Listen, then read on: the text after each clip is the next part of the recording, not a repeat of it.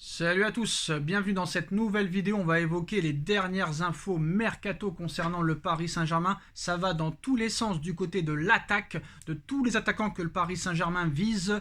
Et on risque dans les prochains jours d'avoir d'énormes surprises. Nono est avec nous, salut Nono.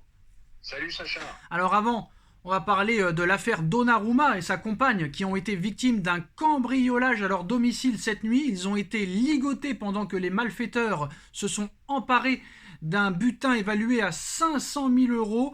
En état de choc, le couple a été conduit à l'hôpital. Donc voilà, grosse force à Donnarumma. Mais là, très clairement, ça risque de poser problème pour la suite de la saison. On se rappelle, hein, c'est arrivé à beaucoup de joueurs, à Angel Di Maria, à Marquinhos, etc. Mais là, ça risque d'être un problème. Déjà que Donnarumma est en difficulté, d'accord, il y a des choses plus importantes que le foot dans la vie. Mais là, déjà que Donnarumma était contesté, on a vu que Enrique chercherait à très clairement mettre de la concurrence au niveau des gardiens, qui chercherait un nouveau gardien. On a parlé de Kepa, de Hugo Lloris, de Gea. Mais là, ça risque de mettre encore plus en difficulté Donnarumma, Nono. Hein. Ah ben, comme tu as dit, hein, il y a plus important que le ballon, mais là, quel traumatisme, mais quelle époque infernale. Maintenant, ils n'hésitent plus à rentrer, même la nuit, quand les gens sont là. Bon, mais mon petit coup de gueule, c'est comment se fait-il, avec les moyens qu'ils ont, de ne pas prendre une sécurité avec eux. Je sais pas comment les gens arrivent à rentrer dans l'appartement des joueurs. Je n'arrive pas à comprendre. C'est ce qu'on dit, Nono, hein, c'est les plus riches, les plus radins. Et comment on peut avoir 500 000 balles dans sa maison? Comment on peut avoir 500 000 euros dans sa maison en bien? Moi, je ne comprends pas. Je comprends pas. Alors malgré l'agression qu'il a subie ainsi que le cambriolage, Donnarumma effectuera bien la tournée au Japon. Donc on espère qu'il va vite se remettre quand même. Alors maintenant, Nono, on va passer aux informations mercato. Et là, il y a beaucoup à dire. Très clairement, il y a beaucoup à dire. On va reparler du dossier Mbappé, mais aussi de l'attaquant. Comme vous le savez, le Paris Saint-Germain cherche un numéro 9 plus un ailier droit, que Mbappé reste ou pas. Alors, on a parlé de beaucoup de joueurs, Nono. Hein. On a parlé de Kolo Muani, on a parlé de Osimhen, on a parlé de Harry Kane, on a parlé de Erling Haaland, et depuis quelques semaines, Vlahovic semblait la piste la plus sérieuse. On nous expliquait que Osimhen préférerait la première ligue, mais personne ne veut mettre le prix demandé par Aurelio De Laurentiis qui demande entre 150 et 200 millions d'euros. Harry Kane ne veut pas venir au Paris Saint-Germain et aurait sa préférence pour le Bayern de Munich. Kolo Muani, apparemment Campos a arrêté les discussions avec lui. Pour l'instant, Haaland est intransférable au moins jusqu'à l'année prochaine. Donc on se disait, Vlahovic, ça allait être très clairement la piste la plus crédible, la plus chaude. Sauf que Nono, Vlahovic est en route pour le Bayern de Munich, où il devrait y signer un contrat de 5 ans pour 70 millions d'euros.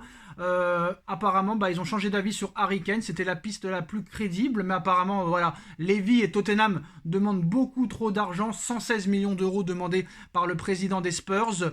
Donc voilà, Vlahovic devrait signer dans les prochains jours au Bayern de Munich, Nono, et Paris se lance sur Ramsus Højlund, l'attaquant de l'Atalanta Bergame. De premières discussions ont été entamées avec l'entourage du joueur. L'Atalanta attendrait 60 millions d'euros pour le joueur, également pisté par Manchester United. Alors il s'appelle Rasmus Højlund.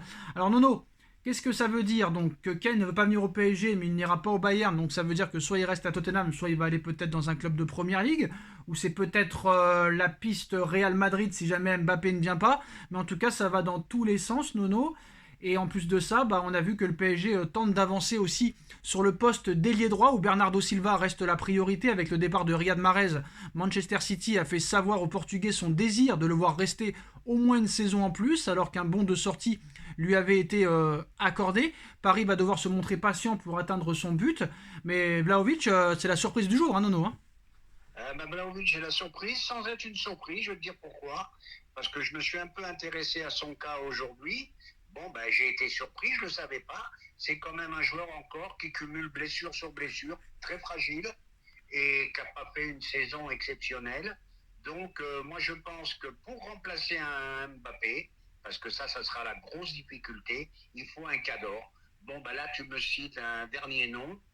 Je regrette de te dire, Sacha, que je ne le connais pas, celui-là. C'est l'attaquant de l'Atalanta Bergame. Hein. Bonne saison avec l'Atalanta qui a fini 6ème. Mais c'est une piste apparemment très très très sérieuse, donc ça continue à dire que c'est fini les stars très clairement.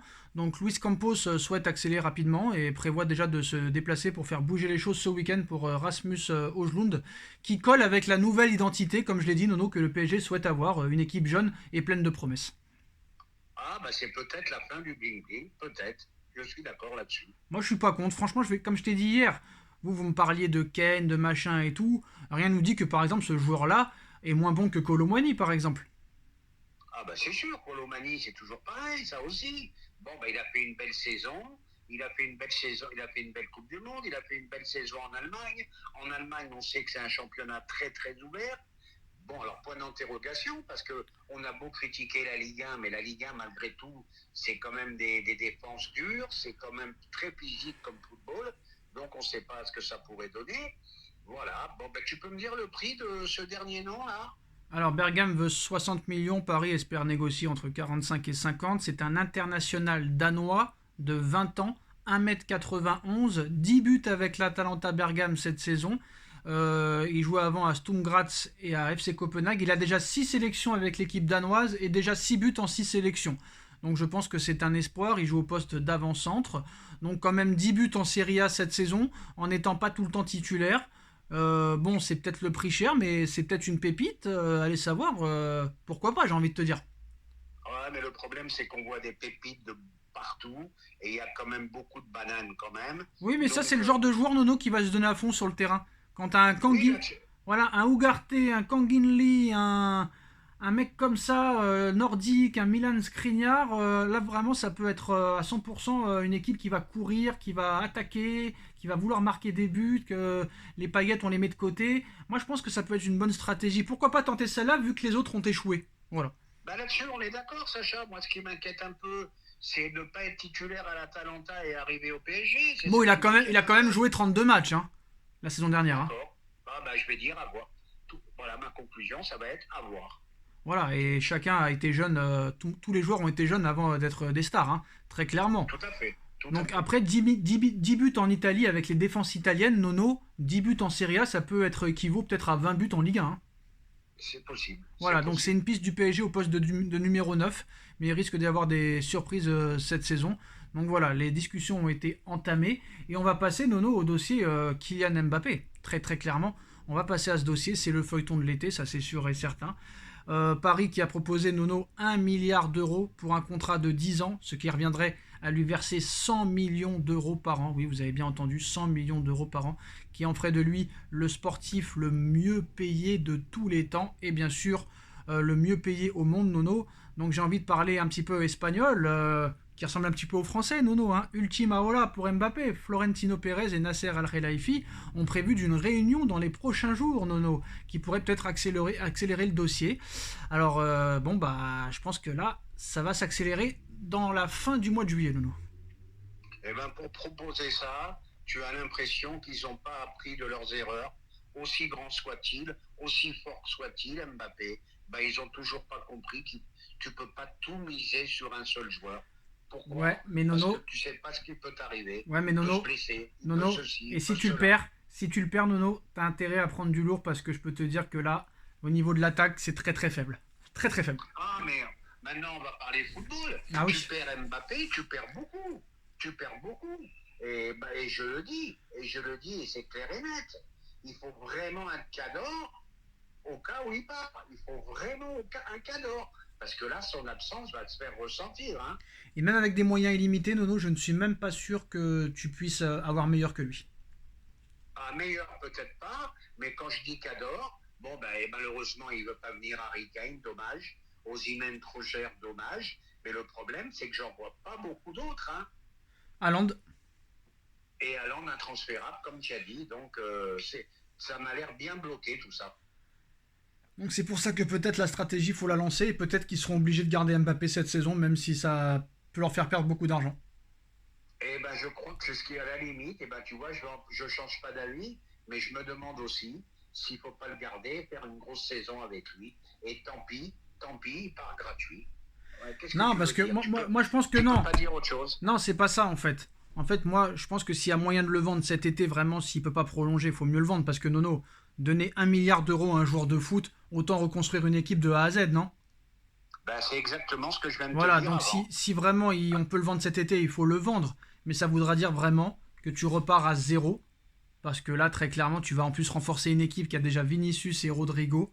Alors que toi, t'as pas grand-chose. À l'arrivée, t'as du néant. En fait, au niveau de l'attaque, à l'heure où on parle, Nono, même si on a des bonnes promesses comme Kangin Lee, comme Cher Endour et tout, à part Mbappé, au niveau de l'attaque, c'est le néant total. On n'a rien. Crois pas que c'est Asensio qui va te sauver l'attaque cette année. Pas du tout. Donc on est très très mal. Moi, je peux te dire, on est très très mal, Nono. Très très très mal.